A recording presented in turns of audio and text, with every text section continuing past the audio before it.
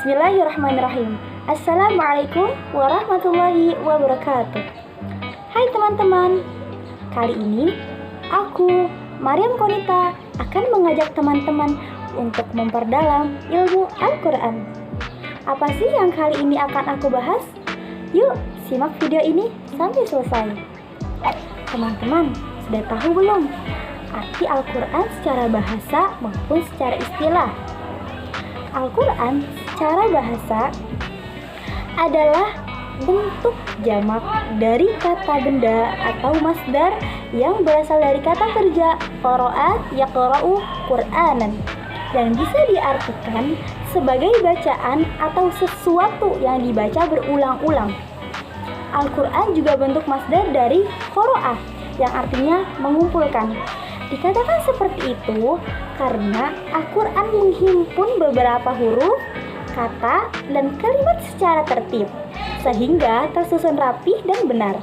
Oleh karena itu, Al-Quran harus dibaca dengan benar sesuai dengan makhraj dan sifat-sifat hurufnya juga dipahami serta diamalkan dalam kehidupan sehari-hari. Sedangkan Al-Quran menurut istilah adalah wahyu Allah Subhanahu wa Ta'ala yang diturunkan kepada Nabi Muhammad SAW melalui malaikat Jibril sebagai petunjuk bagi umat manusia. Al-Quran mempunyai banyak nama yang semuanya menunjukkan ketinggian peran dan kedudukannya karena Al-Quran merupakan kitab yang paling mulia. Allah menamai Al-Quran dengan Al-Furqan, At-Tanzil, Al-Zikr, Al-Kitab. Dinamakan Al-Furqan sebagaimana yang difirmankan oleh Allah Subhanahu wa Ta'ala yang berbunyi, Tabarakalladzi nazzala al-furqana ala 'abdihi liyakuna lil'alamin nadhira. Maha suci Allah yang telah menurunkan Furqan, Al-Quran, kepada hambanya Muhammad, agar dia menjadi pemberi peringatan kepada seluruh alam jin dan manusia. Quran Surat Al-Furqan ayat 1. Selain itu, Al-Quran juga memiliki beberapa sifat mulia, seperti nur yang artinya cahaya atau bersinar, mubin yang artinya menjelaskan, hudan yang artinya petunjuk, rahmah yang artinya karunia atau kasih sayang, syifa yang artinya penyembuh, mau'izah yang artinya nasihat atau pelajaran, aziz yang artinya mulia, mubarak yang artinya diberkahi, basyir yang artinya kabar gembira, nazir yang memberi peringatan, dan macam-macam lainnya. Definisi Al-Quran telah kita bahas bareng-bareng ya tadi. Untuk mengetahui perbedaan antara hadis qudsi dan hadis nabawi, maka kita harus membahas definisi dua hadis tersebut. Hadis secara bahasa didu al-qadim. Artinya apa? Artinya lawan dari lama atau baru. Hadis secara umum adalah setiap kata-kata yang diucapkan dari nukil serta disampaikan oleh manusia, baik kata-kata itu didapat melalui pendengaran atau wahyu saat keadaan terjaga atau tidur. Kita telah mengetahui makna hadis secara bahasa. Nah, sekarang kita akan lanjut membahas tentang hadis qudsi.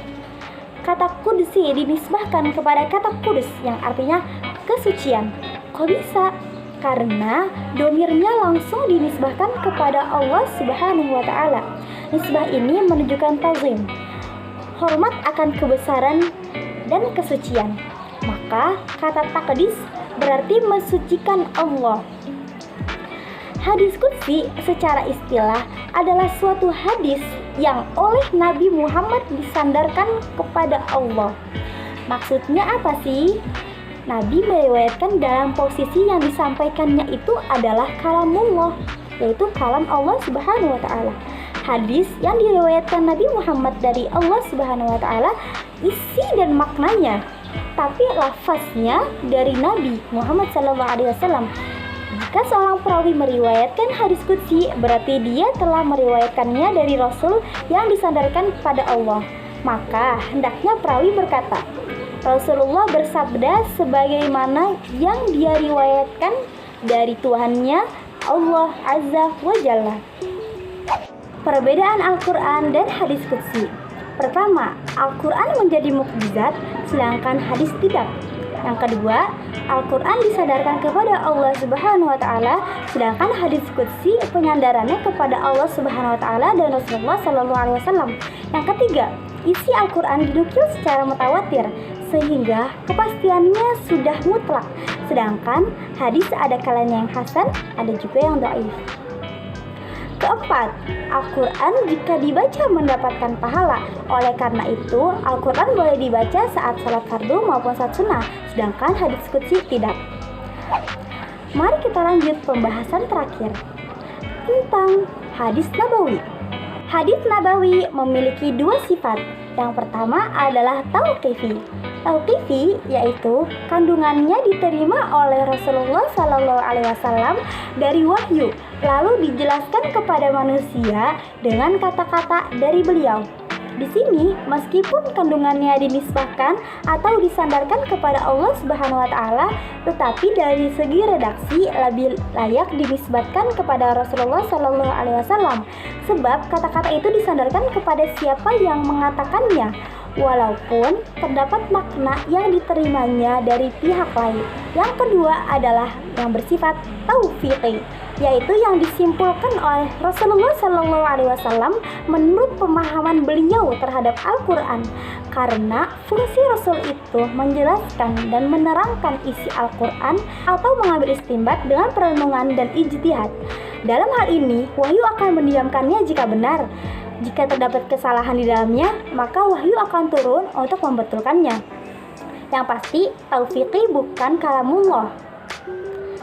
Jelaslah sifat hadis tentang keduanya, yang bagian taufiqi dan tauqifi yang diakui oleh wahyu, dapat dikatakan bersumber dari wahyu. Inilah esensi firman Allah Ta'ala tentang Rasul Nabi kita Muhammad Sallallahu Alaihi Wasallam yang disebutkan dalam surah An-Najm ayat 3 dan 4. وَمَا يَنطِقُ عَنِ الْهَوَى. Dan tidaklah yang diucapkannya itu, Al-Quran, menurut keinginannya. إِنْ هُوَ إِلَّا وَحْيٌ يُوحَى. Tidak lain Al-Quran itu adalah wahyu yang diwahyukan kepadanya. Kesimpulan, hadis qudsi adalah hadis yang diriwayatkan oleh Nabi Muhammad Sallallahu Alaihi Wasallam dari Allah, isi dan maknanya dari Allah, lafaznya dari Nabi. Jika seandainya hadis qudsi lafaznya dari Allah, maka tidak berbeda dengan Al-Quran. Gaya bahasanya pun bisa menantang musuh-musuhnya, dan bacanya pun berpahala. Namun, terdapat persoalan. Hadis nabawi secara makna juga wahyu, lafaznya juga dari Allah Subhanahu wa Ta'ala, tetapi kenapa tidak dinamakan sebagai hadis qudsi? Nah, jawabannya adalah dipastikan bahwa hadis qudsi itu maknanya diturunkan dari Allah Subhanahu wa Ta'ala, karena Rasulullah Sallallahu Alaihi Wasallam sendiri yang menyadarkannya kepada Allah Subhanahu wa Ta'ala melalui kata-kata beliau, seperti Allah Ta'ala telah berfirman atau qalallahu dan sebagai lainnya. Beda dengan hadis-hadis nabawi yang tidak memuat nas seperti itu. Di samping itu, bisa jadi masing-masing isinya disampaikan melalui wahyu tauqifi atau disimpulkan dengan ijtihad taufiqi. Dengan demikian dinamakan dengan nabawi. Jadi, sudah sangat jelas bukan perbedaan ketiganya tentang Al-Quran, hadis qudsi, dan hadis nabawi. Baik, sekian dari aku. Maaf jika ada salah kata.